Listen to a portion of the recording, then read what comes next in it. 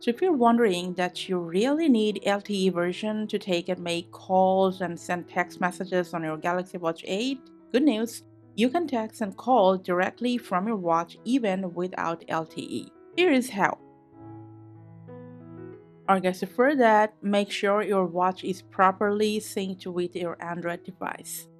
Now open up settings, scroll down to security and privacy, and just turn off wrist detection so that whether you're wearing it or not, you'll always get text and calls on your watch.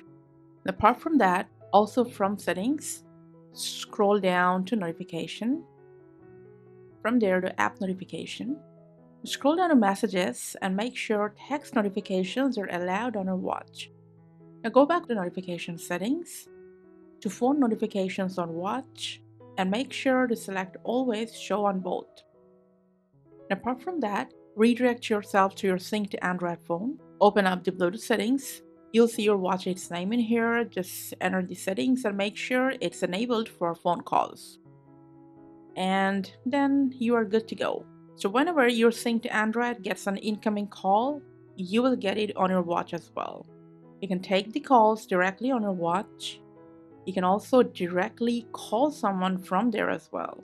Now, during call, you can also mute or unmute the speaker, increase or decrease your watch speaker volume.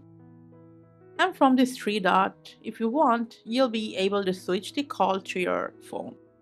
You can also open a keypad, dial a number, and call someone. And apart from that, you can also text and call that person from your call app. Now, if you swipe up on your watch face and open the Contacts app, you'll find all your contacts synced from your device. And lastly, in the Message app, you can open any conversation thread, compose new messages directly from your watch, and then send them right on your watch. And that's it for today. Thanks for watching.